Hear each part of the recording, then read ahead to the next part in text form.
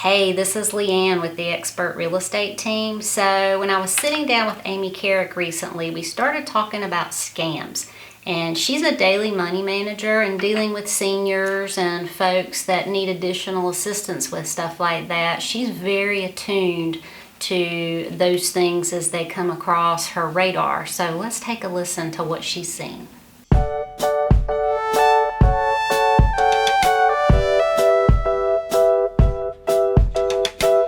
Well, I do a lot of training on scams, and not just this is the latest scam, but how do you protect yourself? How do you learn to watch for things, to know that what is going on in your gut says, listen to it. Because scams of seniors, I've had several cases over the years where the client, someone comes to me and says, I'm out $25,000 and I don't know who took it, or I do know who took it, and what do we do? Someone may be appointed as power of attorney and they say, well, I'm on the account, but if you read the power of attorney documents, you don't have the authority to do anything for your benefit. It's all going to be for their benefit. So there's a lot of that where people see it as a gray area, and it's really black and white. First of all, trust your gut. Second of all, have a trusted team of people around you. Okay. If you trust your financial planner, if you trust your CPA, if you trust a family member, and something happens, tell them. You may not get your money back, but you may protect the next person. You may help someone else. Okay. But always have that team around you, and plan.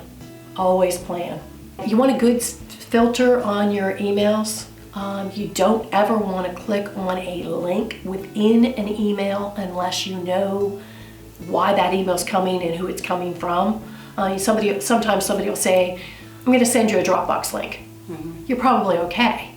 However, if you get it without knowing it's coming, again, it's the kind of thing that if you get a phone call and they say, I've got this great deal, they called you rather than you calling them. I'm knowledgeable about 2 recent gift card scams, and they're virtually identical.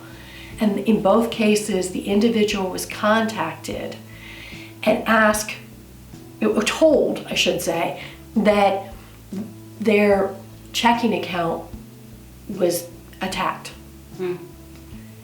And yet, the individual never verified that it was the bank that was calling them.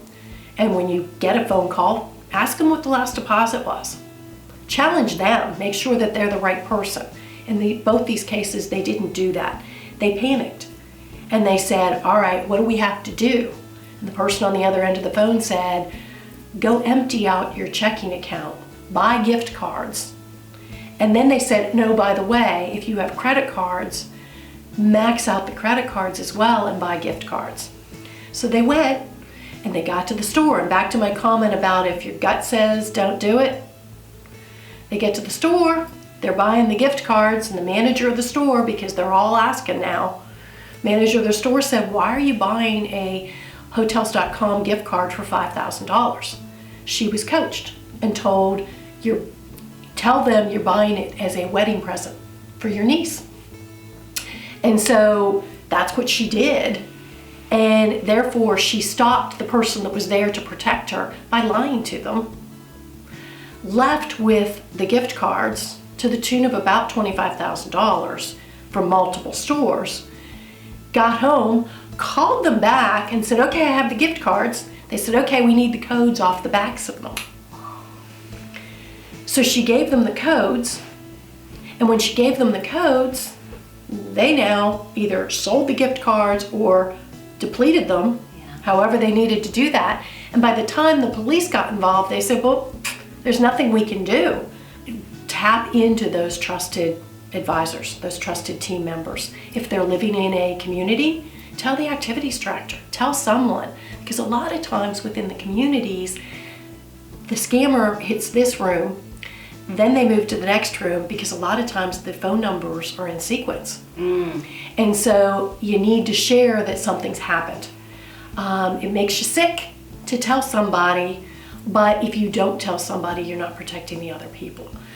And sometimes you can get your money back. So if you think someone has scammed you, be sure to report it. Don't be embarrassed. It happens to a lot of people. These scammers are really good at what they do. So learn a lot of good information with Amy. At any rate, if you enjoyed what you learned, subscribe to our YouTube channel. And then also, if you're on Facebook, make sure you check out our Upstate SC Senior Living Facebook page, because we try to post a lot of good things on there for folks over 55. Thanks so much. See you on the next video.